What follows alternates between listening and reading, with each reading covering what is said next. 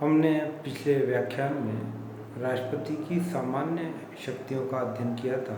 आज के व्याख्यान में हम राष्ट्रपति की संकटकालीन शक्तियों का अध्ययन करेंगे। भारतीय संविधान में भाग 18 में आपात उपबंधों का उल्लेख है। उसी के तहत राष्ट्रपति की संकटकालीन शक्तियों का उल्लेख भी किया जा सकता है।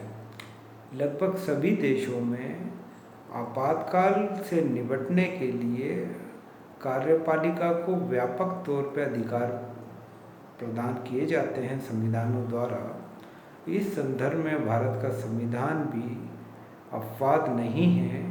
वहाँ पर भी व्यापक स्तर पर कार्यपालिका को अधिकार दिए गए हैं कि यदि कोई आपातकालीन परिस्थितियाँ उत्पन्न होती हैं तो कार्यपालिका सक्षम ढंग से उन परिस्थितियों का सामना कर पाए।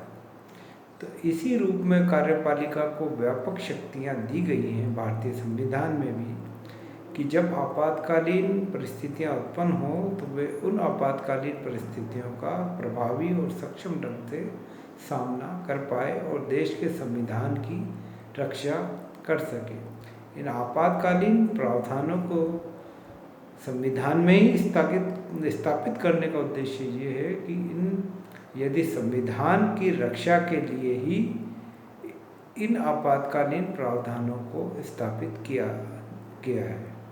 तो भारतीय संविधान में 3 जगह और 3 तरह के आपातकालों की कल्पना की गई है। अनुच्छेद 352 में युद्ध, भारी आक्रमण और सशस्त्र विद्रोह, अनुच्छेद 356 में राज्यों के संवैधानिक तंत्र के विफल होने के संदर्भ में, और अनुच्छेद 360 में जिसमें राज्य के वित्तीय स्थायित्व या साख को खतरा होने के संदर्भ में वित्तीय आपातकाल लगाए जाने का प्रावधान है। इस तरह भारतीय संविधान के अनुच्छेद 352, अनुच्छेद 356 और अनुच्छेद 360 में आपातकालीन परिस्थितियों की विवरण मिलता है। अनुच्छेद 352 में ये उल्लेखित है कि राष्ट्रपति को यदि ये समाधान हो जाए कि युद्ध, भारी आक्रमण या सशस्त्र विद्रोह के कारण भारत या उसके राज्य क्षेत्र के में भारत या उसके किसी भाग को की सुरक्षा संकट में है तो वह आपातकाल की घोषणा कर सकता है। परंतु ऐसी कोई भी आपातकाल की घोषणा तब तक नहीं की जा सकती जब तक प्रधानमंत्री और उसका मंत्रिमंडल लिखित रूप में राष्ट्रपति को परामर्श न दे। और ऐसे आपातकाल की अगर घोषणा की गई है तो 1 महीने के भीतर संसद के दोनों सदनों का बैठक बुलाई जाएगी आपातकाल पर विचार करने के लिए। और यदि संसद के दोनों सदनों द्वारा 2/3 बहुमत से उस आपातकाल का अनुमोदन कर दिया जाएगा तो ये आपातकाल की घोषणा लागू हो जाएगी, वैधानिकता मिल जाएगी। और ऐसी आपातकाल की घोषणा अगले 6 महीने तक पूर्ण संसद के अनुमोदन तक लागू रहेगी। यानी एक बार में संसद के अनुमोदन से ये आपातकाल की घोषणा 6 महीने तक लागू रह सकती है। लोकसभा द्वारा कभी भी साधारण बहुमत से इस आपातकाल की घोषणा को समाप्त किया जा सकता है। और लोकसभा के 1/10 सदस्य यदि मांग करें कि आपातकाल पर विचार करेंगे तो ऐसी बैठक आवश्यक रूप से बुलाई जाएगी। अब इस आपात अनुच्छेद 352 के तहत गिनाए गए युद्ध, भारी आक्रमण या सशस्त्र विद्रोह के तहत जो गिनाए गए आपातकाल है उसमें के प्रभाव क्या हैं। उसका पहला प्रभाव ये है कि अनुच्छेद 19 में घोषित जो स्वतंत्रताएं हैं वह समाप्त हो जाती हैं और साथ ही साथ अनुच्छेद 32 में संवैधानिक उपचारों का अधिकार भी समाप्त हो जाता है। इसका मूल अर्थ ये है कि व्यक्ति समाप्त नहीं, स्थगित हो जाता है। तो इसका अर्थ ये है कि जब तक आपातकाल की घोषणा लागू है तब तक व्यक्ति के मूल अधिकारों को स्थगित किया जा सकता है। बस जीवन और शारीरिक स्वाधीनता का अधिकार ही ऐसा अधिकार है जो आपातकाल में लागू रहेगा। बाकी सभी अधिकारों में को समय के लिए जब आपातकाल की परिस्थितियाँ विद्यमान हैं उनको स्थगित किया जा सकता है।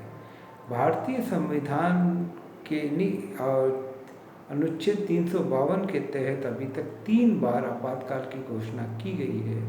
अनुच्छेद 352 के तहत सबसे पहले 1962 में जब चीन के साथ युद्ध हुआ तब आपातकाल की घोषणा की गई।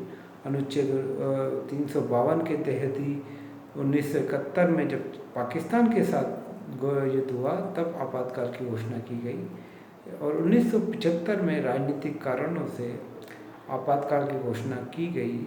और इस आपातकाल की घोषणा का जो दुरुपयोग किया गया उसी के तहत अनुच्छेद 352 में व्यापक परिवर्तन की मांग की गई, जिसके फलस्वरूप 44वां संविधान संशोधन लागू किया गया, जिसमें ये सारी बातें लिखी गई कि पहले जो मूल संविधान में जो शब्द था आंतरिक अशांति की युद्ध, भारी आक्रमण या आंतरिक अशांति के कारण आपातकाल की घोषणा की जाएगी, उसकी जगह आंतरिक अशांति शब्द हटाकर सशस्त्र विद्रोह शब्द का प्रयोग किया गया। और दूसरी बात, आपातकाल तब तक लागू नहीं किया जा सकता जब तक प्रधानमंत्री और उसका मंत्रिमंडल राष्ट्रपति को लिखित रूप में परामर्श न दे। फिर संसद के 2/3 बहुमत से इसका अनुमोदन आवश्यक है और साथ ही साथ प्रत्येक 6 महीने में इसका अनुमोदन पुनः आवश्यक हो जाता है। और साथ ही साथ ये भी बात कही गई है कि लोकसभा के साधारण बहुमत से इस आपातकाल को समाप्त किया जा सकता है। ये सारे प्रावधान इसलिए प्रयोग में लाए गए ताकि आपातकाल का 1975 में जो दुरुपयोग किया गया था और उसको रोकने के लिए ये सारी व्यवस्थाएं 44वां संविधान संशोधन में की गई और उसके तहत एक प्रभावी नियंत्रण स्थापित किया गया कि कार्यपालिका अपनी मनमर्जी से आपातकाल का उपयोग ना करे और नागरिक संविधान और नागरिक अधिकारों की रक्षा बनी रहे। इस हेतु ही व्यापक परिवर्तन 44वें संविधान संशोधन में किए गए। तो इस तरह हम ये देखते हैं कि अनुच्छेद 352 में के तहत अभी तक 3 बार आपातकालों की घोषणा की गई है।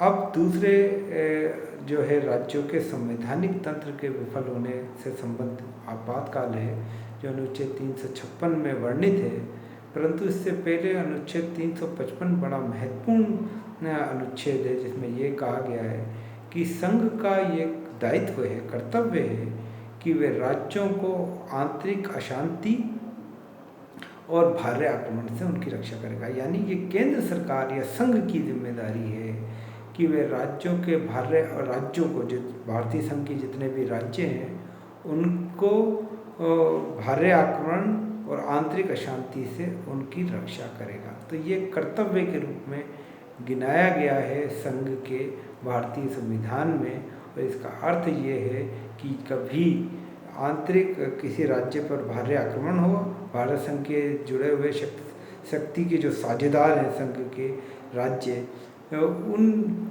राज्यों पर अगर आक्रमण होता है, भारी आक्रमण, या उन राज्यों में आंतरिक अशांति उत्पन्न होती है तो उससे जो राज्य की रक्षा करने का जो दायित्व है वो संघ पर आता है।